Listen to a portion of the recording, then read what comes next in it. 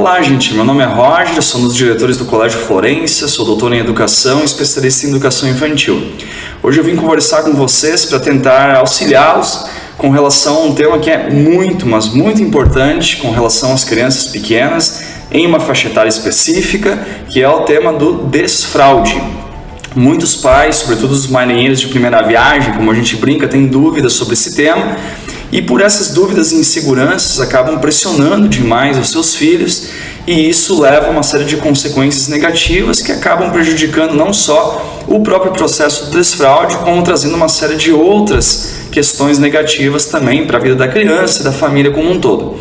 Então, meu objetivo é trazer a vocês um esclarecimento para que vocês possam tornar esse processo não só mais fácil, mas tranquilo, prazeroso e torná-lo uma conquista para a família, uma conquista para a criança, um processo muito positivo de uma forma geral.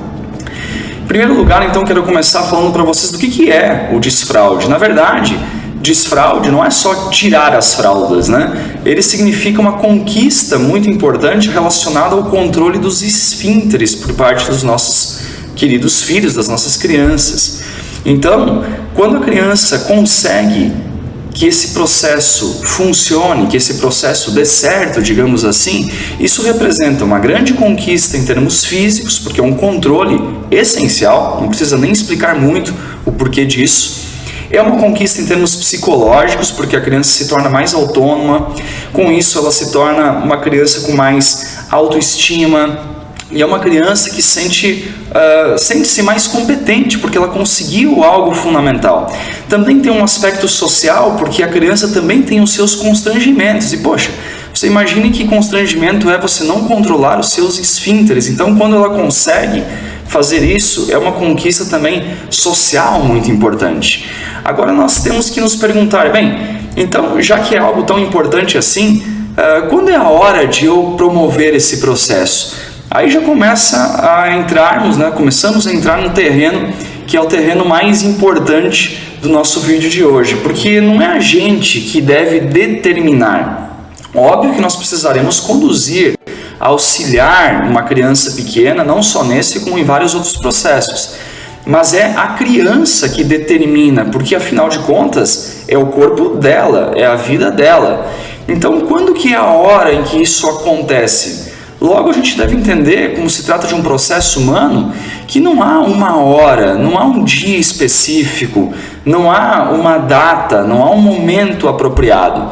É óbvio que o que nós devemos entender é que existem sinais para a gente poder observar. Esses sinais não é difícil da gente encontrar, ainda mais hoje com a internet, como tantos outros assuntos, é fácil de vocês encontrarem muitas dessas listas de sinais, como a criança demonstrar que ela já fala, que ela está com vontade de ir ao banheiro. A criança ela demonstra através de movimentos, às vezes não é falando, mas através de movimentos específicos que ela quer fazer as suas necessidades. Ela muitas vezes, você observa que começa a ficar longos períodos de tempo sem fazer o xixi nem o cocô.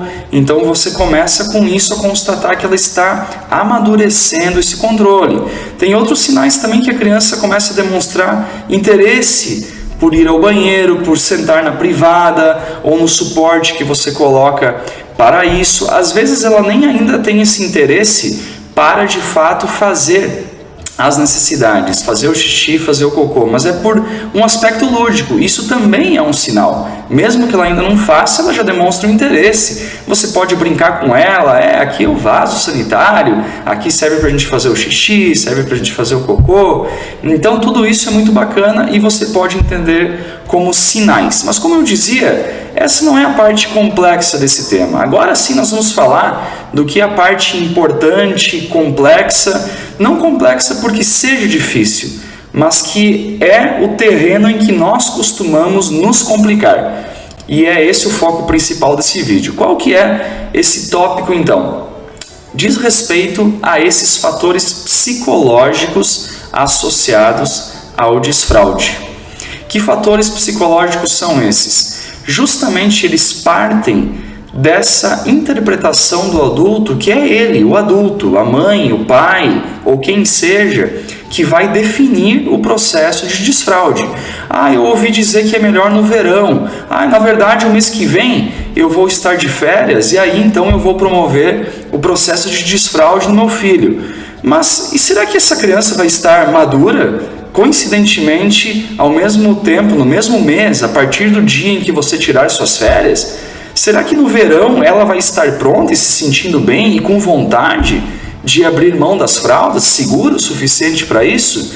Então nós vemos que os problemas começam quando o adulto inverte essa lógica e passa a associar, a relacionar o momento do desfraude com as necessidades dele, do adulto, quando na verdade, como já falamos antes, isso é uma necessidade da criança e que precisa ser determinada pela criança. Nós adultos, volto a dizer, vamos ajudar a conduzir esse processo, mas precisamos respeitar a criança, o tempo da criança, a segurança interna da criança, a maturação dessa criança.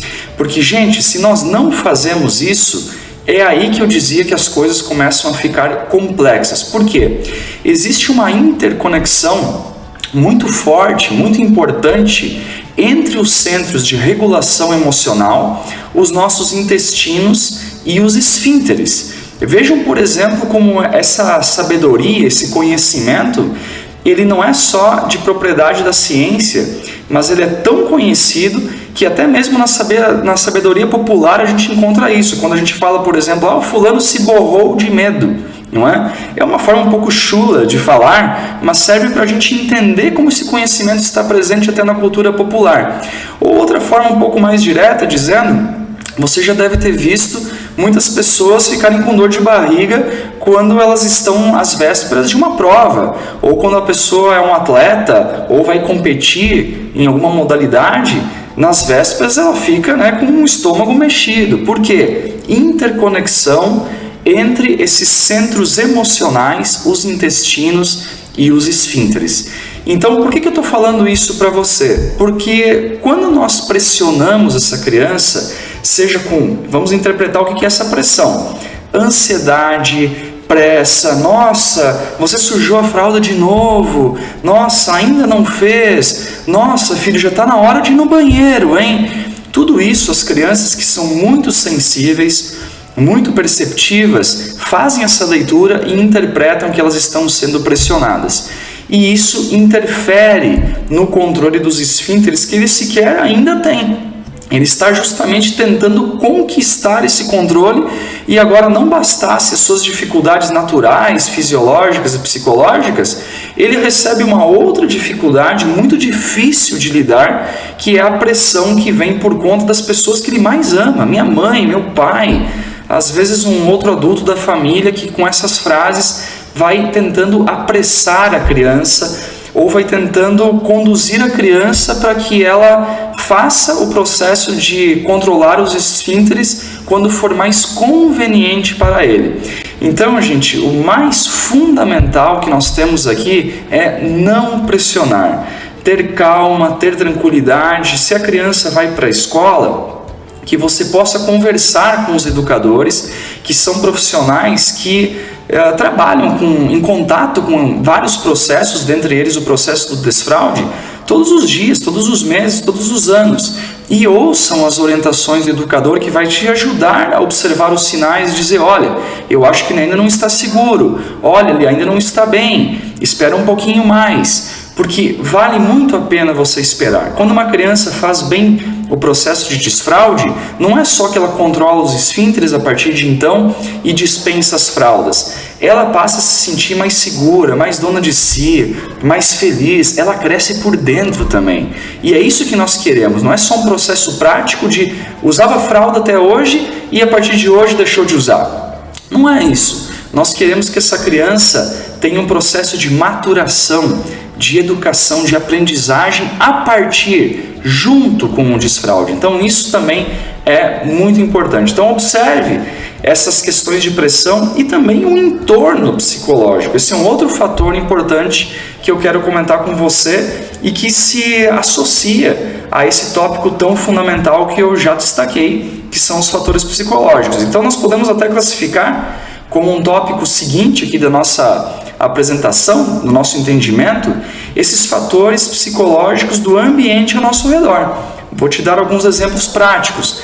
Você está com a sua família mudando de casa, você está numa transição de emprego, isso gera ansiedade em você, mexe com o clima familiar. Você está no momento de algum tipo de discussão familiar, espera essas emoções do ambiente se acalmarem, como a gente diz, deixa a poeira baixar um pouquinho, e depois você começa a propor que a criança use o banheiro, testar um pouco, deixar ela sem fraldas, porque é menos chance de você perder a paciência. Então, observe os sinais, e mesmo que ela apresente sinais, veja se o entorno psicológico oferece segurança e tranquilidade para que essa criança se sinta tranquila de abrir mão, de dispensar as fraldas, tá bem?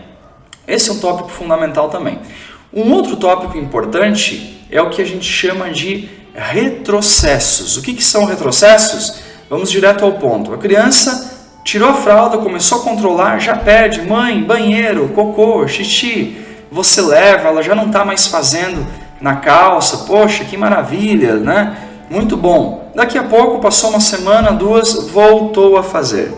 E aí uma cena clássica que acontece com pais que ainda não têm experiência.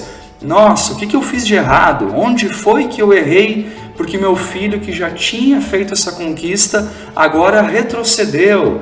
Nossa, filho, não pode ser, você já fazia. Lembra, filho? Tudo isso é pressão. Retrocesso é um movimento normal da educação. Ele não acontece apenas com o desfraude, ele acontece com todo tipo de conquista, de desenvolvimento e de aprendizagem de uma criança e de um ser humano também, mesmo na vida adulta, mesmo na adolescência. O que significa um retrocesso? Que a nossa curva de aprendizagem, ela é uma curva, não é uma linha reta, você vai aprendendo cada vez mais. Não. A aprendizagem funciona assim, e o desenvolvimento junto com a aprendizagem. Você aprende, avança e volta um pouquinho. E depois você avança mais, volta um pouquinho. Por que essa volta que a gente chama de retrocesso? Para consolidar aquela conquista, para torná-la mais firme, mais sólida, como diz a própria palavra. Então, consolidação é o que acontece no retrocesso. Mas o que fazer então quando a criança que já estava usando o banheiro, já não precisava mais de fralda, voltou a perder o controle dos esfínteres, está sujando mais roupas, né? Embora a gente precise ter essa paciência de por um período deixar mais roupas, né? Mas você já tinha atravessado essa fase, o que fazer? Como conversar com ela? Paciência. Essa é a palavra de ordem. Tratar inclusive de uma forma brincalhona, lúdica, leve. Filho, tranquilo, acontece, você está aprendendo, você já tinha conseguido, agora você deixou escapar, mas não tem problema nenhum, eu vou ajudar você e aos pouquinhos você vai aprendendo e você vai ver que depois não vai mais acontecer. E já muda o assunto, fala de outra coisa, acolhe essa criança sem reclamações, sem pressões e você vai ver que tudo vai dar certo. Nosso tópico final, então, é fazer um apanhado geral dizendo para você o seguinte: se o adulto, seja principalmente os pais, né, a mãe, o pai e essa criança que vai para a escola junto, em parceria com os educadores, se posicionam no sentido de trabalhar o desfraude a partir de uma boa postura, uma postura sem pressão, com paciência, com ludicidade, eu diria que o desfraude vai não só acontecer de uma maneira saudável, de uma maneira tranquila, mas mais do que isso, ele é para ser um processo até mesmo divertido, gostoso, que gera risadas, que gera mais união entre mãe, pai, criança, educador, escola. Então, vamos nos posicionar de uma forma tranquila, serena, com paciência, com foco e respeito ao ritmo das crianças. E aí você vai ver que tudo vai acontecer da melhor forma. Aproveite esse vídeo, aproveite essas dicas. Se você ficou com dúvidas, você pode perguntar tanto nos comentários aí do próprio vídeo, ou você pode entrar em contato com a gente no Colégio Florença, nossos educadores, eu mesmo estou à disposição para ajudar e fazer com que esse processo seja muito mais bem compreendido e que ele aconteça da melhor forma possível. Um grande abraço e até a próxima!